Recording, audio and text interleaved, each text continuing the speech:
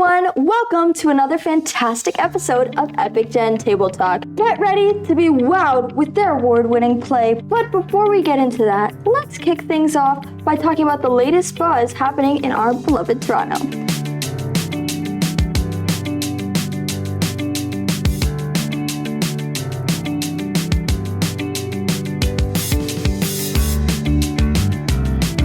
Alright guys, hands up if you were able to see the Aurora Borealis, also known as the Northern Lights, in Toronto a few days ago, or how long ago it was. I don't know why my hand's up, because I didn't. I was asleep. What about you guys? I didn't see it. Did anyone here see it?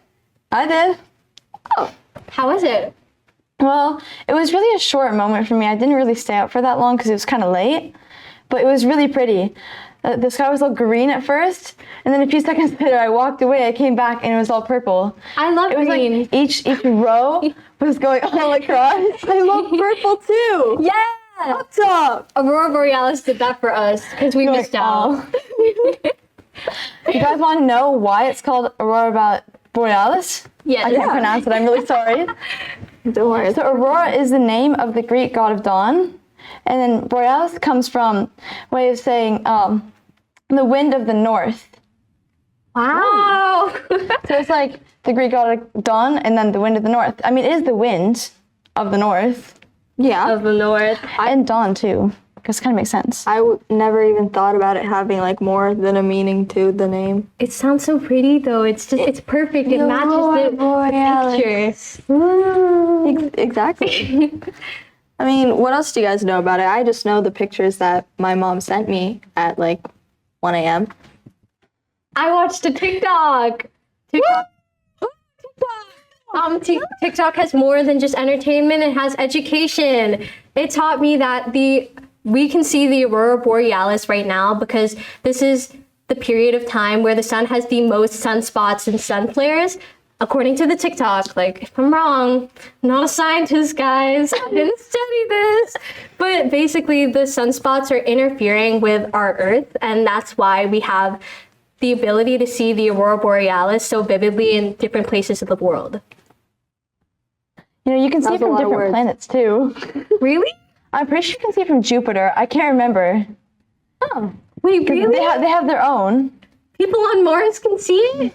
I know, we did study that. Can you guess how long Canadians have been studying the Northern Lights for? 25 years. Higher. 100. Higher.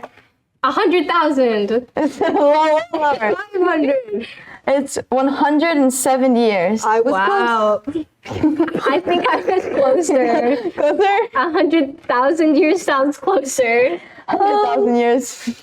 Let's shift our cosmic wonders to some of the vibrant, like, creative wonders happening like right here on Earth. So what's the buzz, guys? Like, what's happening around here? Do we know of any festivals or events coming up? Well, as we wrap up Asian Heritage Month in May, we have 2 more things coming up in June. First off, we have National Indigenous History Month, and second off, we have the starting of Pride Season. Pride season! My school, I'd like to think my school is very progressive because we have been trying to make strides in different things and making things more diverse. So we have celebrated Red Dress Day by hanging up a bunch of posters of red dresses. And even the front foyer, we had a bunch of photos of Indigenous women who lost their lives. And I think we had like this hide, and I don't know what it symbolized, but I believe it was something pertaining to those women. So yeah. Oh, wow. My school doesn't do that anymore. It used to, but I think we've gotten too busy in the year. Our school doesn't really do much. No, but yeah. I mean, what else is in June, though? June isn't just about big celebrations. Like, I know Pride season and what is it that you said? National Indigenous History Month. National Indigenous History Month are both really big celebrations, but June isn't just about that. In fact, it's a time where we can also honor the unique cultures of Italian, Portuguese, and Filipino communities. It's their Heritage Month after all. So we're looking forward to tons of exciting events and festivals that truly showcase the rich traditions and cultures. And hey, quick shout out to my fellow Filipinos! Woo-hoo! I am especially excited for Filipino Heritage Month, just like I know so many other Filipinos are. Like, Tia, are you excited? I am. My Lola just sent me a new Filipiniana dress, so I get to wear it. I had her make it the exact same as the one that I had when I was 12 because I loved it so much. So we're really just getting ready to party, to learn and embrace everything that truly makes us proud of our Filipino roots. Speaking of celebrating diversity, get ready to be immersed in a cultural journey with our special guest today. We will be joined by the creators of a Filipino play called Mag-ina that's been making recent waves. Stay tuned and we'll be right back.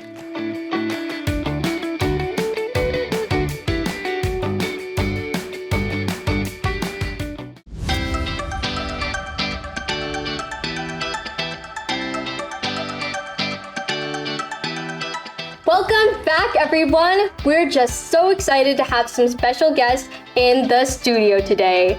They're fresh from their recent trip to North Bay, Ontario, where they performed their award-winning play at the provincial showcase for the National Theatre School Drama Fest. Please put your hands together for the masterminds behind Mag-ina, Drew Pereiras, and Stephanie Aiden Milia. Oh, we're here to welcome you to Table Talk, Drew and Stephanie. Hi, Thank you for having us. Hi. So first off, I believe a congratulations is in order for the big success of your show, Mag-ina. Audience, see that? See that? Woo! I know we actually saw this, and what were your thoughts on the show?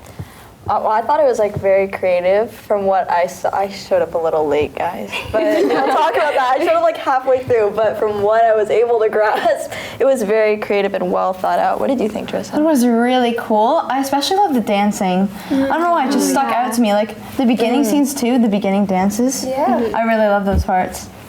I believed it was super heartfelt, and I know so many audience members were crying their eyes out at the ending. It was so beautiful. So speaking of your show, that actually brings me to my question. Could you please share with us your journey leading up to this point? Like moving through all the stages and then finally reaching, for the second time that I have to say this, the provincial showcase for the National Theatre School Drama Fest. So basically, neither of us like started out as being the writers of the show yet. It kind of begun like back in before summer, before like back in like the end of grade 10 for me, and basically I was approached by my teacher, Miss Reedy, and she asked me to write a song, or if I could write a song for a Filipino play, and she kind of just gave me the gist of the story, and I started writing over the summer, and I didn't really know much about the story, and eventually we kind of like. It originally was written from 3 different perspectives, and then we kind of narrowed it down into one single story. And then from there, we kind of ended up, like my teacher ended up asking me if like I could be part of the writing team, and then eventually I became like the lead writer, and then I have my assistant writer, Steffi. I almost said Stoofy Bear. Yeah, Stoofy Bear is my nickname for them. But I joined later into the production in maybe September at the start of the school year. Miss Reedy, she came up to me and she heard, because that summer last year I went to the Philippines, so I came back and Miss Reedy, she came up to me and was like, I heard you went to the Philippines, do you think you'd want to write for the Filipino play? And I was like, you know what, why not? It'd be a new opportunity to, you know, learn more about my culture. yeah, and so we got to North Bay, and we kind of basically went to different workshops throughout the day. We did like 3 in total, and this one really stuck out to me, the playwriting one. It really like opened my eyes and kind of like let me realize that like, yeah, maybe playwriting is what's in store for me in the future. Like this for sure, like the show definitely opened me up to that.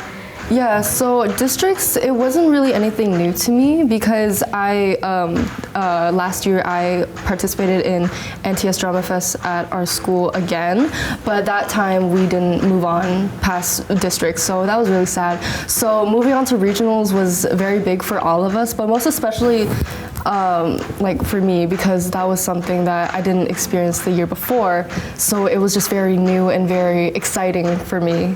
And regionals, that was performed at Hart House, the UFT Hart House, and that was a really new experience because that was like it was a really new stage. We had all sorts of new technology. We had to relearn a few transitions, like a few movements in the play to adjust to that new space. And it was just like, just performing in that new space was a very surreal kind of experience for me. So that was fun at regionals.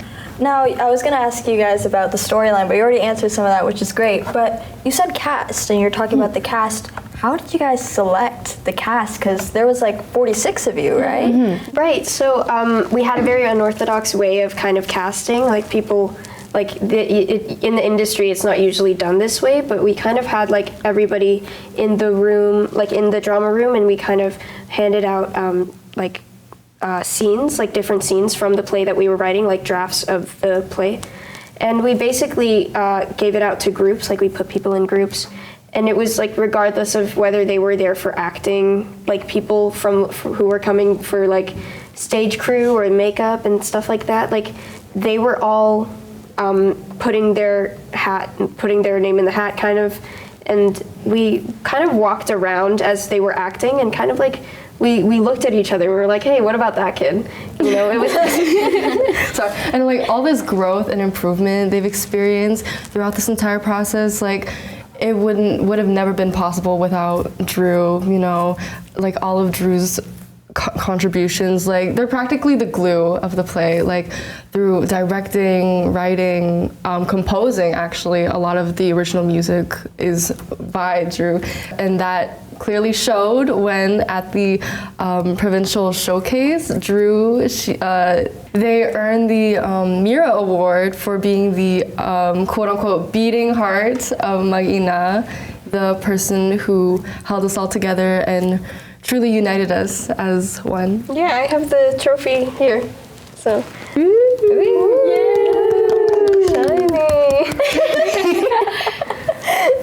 Now, some of the lines in your play were in Tagalog. I know I couldn't understand it, but I still grasped what you were saying. Now, I was wondering, was it hard to write lines in Tagalog? And was it hard for the cast to deliver them?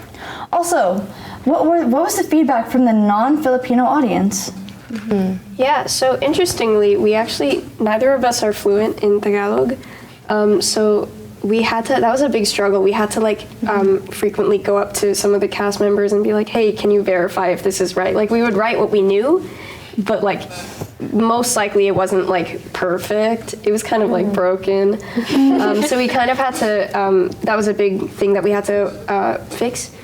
And then another thing, a lot of the cast members, they weren't fluent either. So, and they would have like lines in Tagalog. So we really had to like figure out how to have them pronounce it correctly, that kind of idea. Yeah, and I think the thing you said about our non-Filipino audiences in North Bay, about their reception of it, they, after our performance, they would come up to us and be like, even though we didn't understand it, we understood what was happening through like context, and I think that was really surprising to us. But then again, it was our that's what we intended, like through context and also through like the actors and how they said it. Like even though it's in Tagalog, it's still intended to be understood and just come off like how it would if you were speaking English.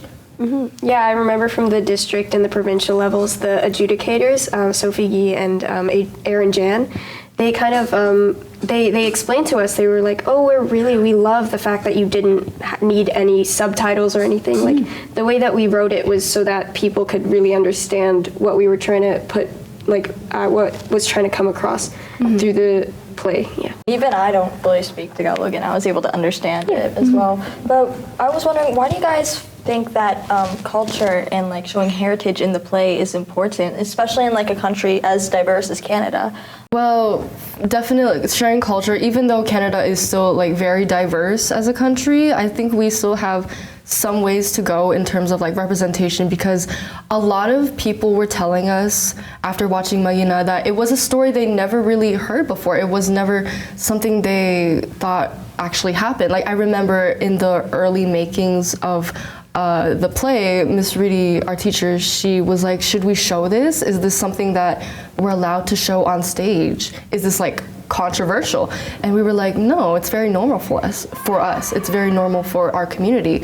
And I think that's what's important about showing and representing our culture in ways through like plays and other types of media. It's to normalize, and its purpose is to normalize what we find normal and to let other cultures and communities be aware of our experiences. Yeah, and multiple people came up to us. I remember the mother of my teacher, she came up to me and kind of like, she's not Filipino in the slightest, and she explained to me how like this was her exact story, like this perfectly reflected her own, and you know, it brought many people to tears, like, because this is a common immigrant story that's never really shown. And when it is shown, it's never, like, what's special about our play is that we tell it from the perspective of the youth. Usually it's told from the perspective of the parents. And so this is something that this is something that's fresh and new, and it's like our own voice. And so that's like what's really special and what really hit the audience, I feel, about like hit them on a personal level because it was coming from the children. Truly, can I just say, like, both the play and you, I think the play is a great reflection of you guys because you guys are truly inspiring. I think there's so much that you can take away from your journey, and I think audiences of all ages will want to hear that story. Now, I hate being the bearer of bad news, but we do have to go on break. But stay right where you are, I'm watching you. Because right after this break, Drew will be treating us to a special performance along with many other characters from Magina.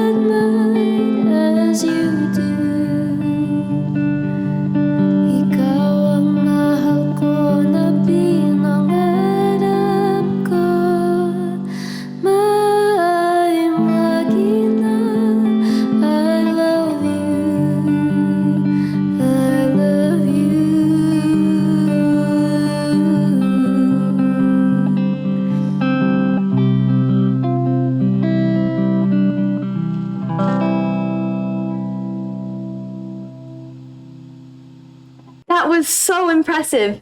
And Drew, your voice is so angelic. You're so talented. Oh my goodness, I couldn't agree more. That performance was a perfect sneak peek for Filipino Heritage Month, which is just around the corner. And that dance, I mean, come on, let's talk about representation. That truly showcased the vibrant Filipino heritage that we know and love. Now, Drew, can you tell us a bit about the song you just played? Yeah, so I've been writing this since the summertime. I'm planning on recording it eventually when I get the time to. It's basically supposed to be kind of like the theme song of Magina, actually. It began as being called Mother Tongue until it finally became Magina when we kind of decided on what exactly the story is going to be and kind of what the name of the story was going to be. And actually, Adrian over there, wave Adrian, hello, hi. He actually did, he helped he suggested the name actually, Magina. So we have him to thank for that. Thank you. Thanks, Adrian. Now, what about the dance? I haven't seen that type of dance before. What would you call that? So this dance is called the candle dance, also known as pandango sa ilaw. It's a perfect way to end our play, Mag-ina, because in the Philippines, it's known as our mother to be the ilaw of our tahanan, meaning the light of our house. It's also a perfect way to show as we dance together, we shine brighter than one. Well, that's incredible. The more you know.